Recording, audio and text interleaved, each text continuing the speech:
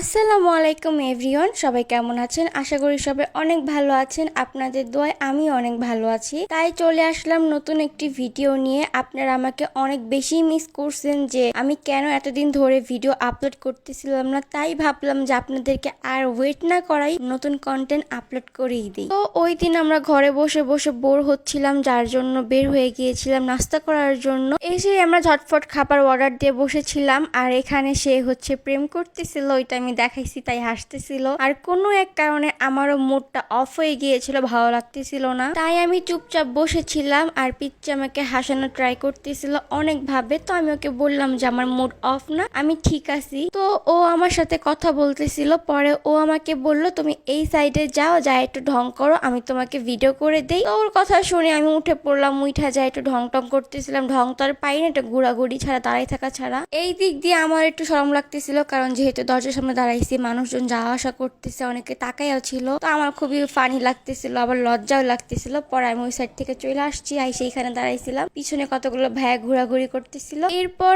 আমি আর আয়েশা একটু ঢং করা ট্রাই করতেছিলাম, তাও দেখেন পারতেছি না, হাসাহাসি করতেছি। আর ও বলতেছিল যে আমার নাকি ক্যামেরা ধরার অ্যাঙ্গেল ঠিক হয় না, আমি যেইভাবে ক্যামেরা ধরি এখানে নাকি আমাদের কারো বেশি পিচ্ছি পিচ্ছি লাগে। তো এই নিয়ে হাসাহাসি করতেছিলাম। অন্যদিকে আমাদের খাবারও চলে আসলো, আর এই মেয়ে সব সময় ফোনের মধ্যে ঢুকা থাকে, কি যে করে আল্লাহই জানে। অনেক তো কথা বললাম, চলুন আপনাদের সঙ্গে সুইট একটা জিনিস শেয়ার করি। আমি একদম পরিপাটি হয়ে বসে আছি পার্সেলটা আপনাদের সঙ্গে আনবক্সিং করার জন্য, আর দেখবো পার্সেলের ভিতরে কি আছে। আমি মূলত আমার জন্য দুইটা জার লাইট অর্ডার করেছিলাম। এই লাইট গুলো দেখতে অনেক সুন্দর এবং হচ্ছে রুম সাজানোর জন্য অনেক পারফেক্ট একটা জিনিস। আপনারা চাইলে কাস্টমাইজ করেও নিতে পারেন। আমি একটা লাইট কাস্টমাইজ করে নিয়েছি, এটা হচ্ছে আমার পিকচার দিয়ে বানিয়েছি। তো এগুলো এখন আপনাদের সঙ্গে শেয়ার করব, আর রাত্রের নাইট লুকটা কেমন হয় এটাও আপনাদের সঙ্গে শেয়ার করব। তো আমি এই দুইটা জার যেই পেজ থেকে নিয়েছি, পেজটা আমার ক্যাপশনে এবং আমার স্ক্রিনে মেনশন করে দিব,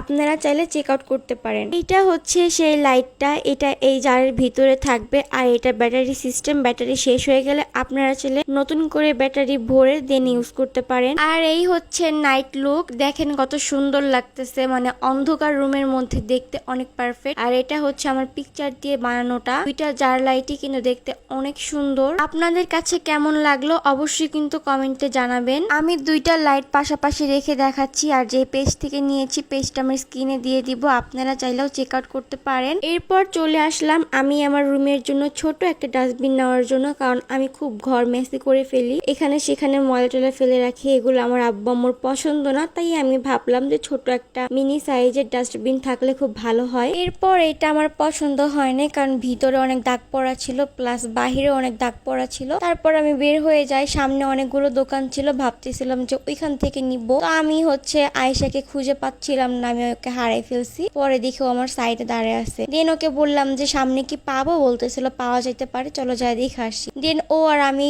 যাচ্ছিলাম। আর যারা যারা এই মুহূর্তে ভিডিওটি দেখতেছেন সবাই একটু ভিডিওটা শেয়ার করে দিবেন এবং পেজটা লাইক ফলো করে দিবেন। এদিকে হেঁটে হেঁটে চলে যাচ্ছিলাম দোকানের উদ্দেশ্যে। এরপর দোকানে চলে আসলাম, এখানে অনেক কিছু ছিল, একটা সংসারে যা যা লাগে এভরিথিং সবকিছু ছিল। এরপর আমি পাইছি একটা ডাস্টবিন, ওইটার মতোই, বাট এটার ভিতরেও অনেক দাগ ছিল। এখন টাকা দিয়ে জিনিস নিব, অবশ্যই দাগ পড়া কোনো কিছু কিনতে ভালো লাগবে না, তাই আমি আর নেই না, রেখা চলে আসছি। এরপর চলে আসলাম সুপার শপে, এখানে কিছু নাস্তা আইটেম নিচ্ছিলাম বাসায় খাওয়ার জন্য। তো আমি এই নাগেটস, তারপরে হচ্ছে ফ্রোজেন পরোটা, এই সব টাইপের দেখতেছিলাম, মোমো, এগুলো দেখতেছিলাম যে কি কি নেওয়া যায়। আর একটা কথা, এই সুপার শপের ভিতরে ওনারা ভিডিও করা অ্যালাউ করে না, কেন করে না আমি জানি না। এখানে তো ভাই কেউ চুরিও করতেছে না, কিচ্ছু করতেছে না, বাট কেন জানি ভিডিও করতে ওনারা একেবারেই মানা করে দেয়। তো যাই হোক, আমি আর বেশি ভিডিও নিতে পারি নাই, যতটুকু পারছি আমার পিচ্চি আমাকে নিয়ে দিছে। এরপরে আমাদের কেনাকাটা শেষ হলে আমরা বাসায় যাওয়ার উদ্দেশ্যে চলে যাচ্ছিলাম। তারপরে মনে পড়লো যে একটু কিছু